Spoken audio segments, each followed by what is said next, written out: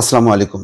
লন্ডনে তারেক রহমান এবং ডক্টর মোহাম্মদ ইউনূসের সঙ্গে যে বৈঠক হয়েছে, সেই বৈঠকের ফলাফল নিয়ে কিন্তু রাজনৈতিক অঙ্গনে এখনো তোলপাড় চলছে।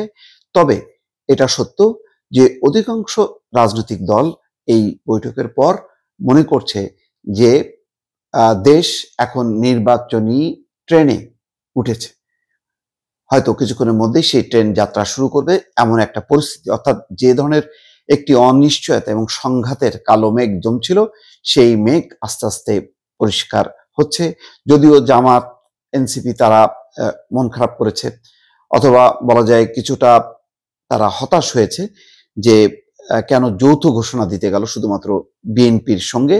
কিন্তু তারপরেও যে সাবজেক্ট, সেই সাবজেক্টকে কিন্তু জামাত বিরোধিতা করেনি।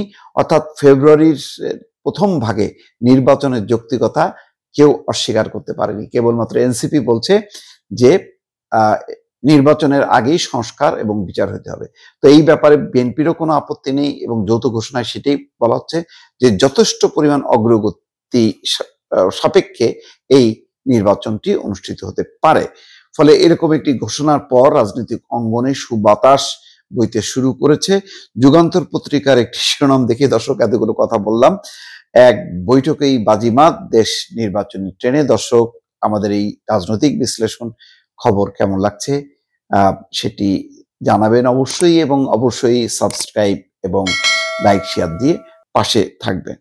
এখানে যে শিরোনামের বলা হচ্ছে যে জনমনে স্বস্তি, হতাশ ষড়যন্ত্রকারীরা, এক বৈঠকেই বাজিমাত, দেশ নির্বাচনী ট্রেনে।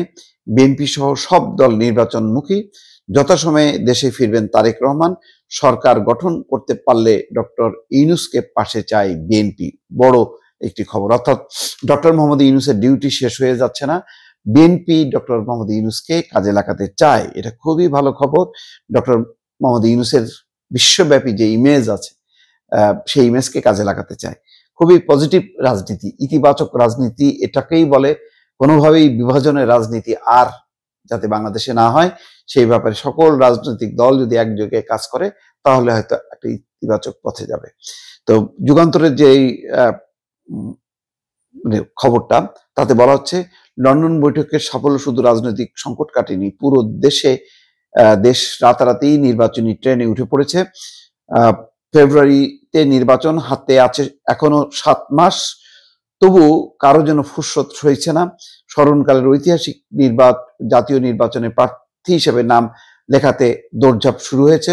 শুধু বিএনপি নয়, গণতন্ত্রকামী নির্বাচনমুখী সব দলের সম্ভাব্য প্রার্থী অভূতপূর্ব এই নির্বাচনী উৎসবে যোগ দিতে মাঠে নেমে পড়েছেন। তবে এই সবাই নেমে পড়াটা আবার বিপজ্জনক দিকও আছে। বিশেষ করে আমি বিএনপির দিক থেকে ভাবছি যে এত প্রার্থী তাদের, যে নিজেদের মধ্যে সংঘাতে পরিস্থিতি কোন দিকে গড়ায় সেটি এখন চিন্তার বিষয়।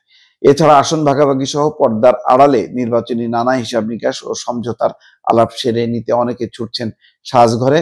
লন্ডন বৈঠকের ফল বিশ্লেষণ করতে গিয়ে যুগান্তরের কাছে কয়েকজন রাজনৈতিক বিশ্লেষক এবং রাজনীতিবিদদের পর্যবেক্ষণ ছিল এমনই।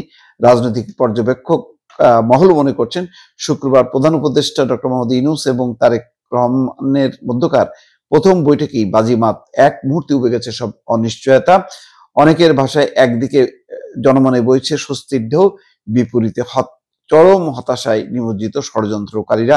কেউ কেউ বলছেন ষড়যন্ত্রের কফিনে শেষ পেরেক মেরেছে লন্ডন বৈঠক। এটি শফিকুল আলম দেখলাম যে সেটাই বলেছে। ভালো এই পজিটিভ দিকগুলো। এদিকে শিগগিরই নির্বাচনের তারিখ ঘোষণা করবে এবং নির্বাচন কমিশন দেখলাম ইতিমধ্যে বলেছে তারা লেভেল প্লেইং ফিল্ড যে কোনো মূল্যে নিশ্চিত করবে। দর্শক, ভালো থাকবেন। আল্লাহ হাফেজ।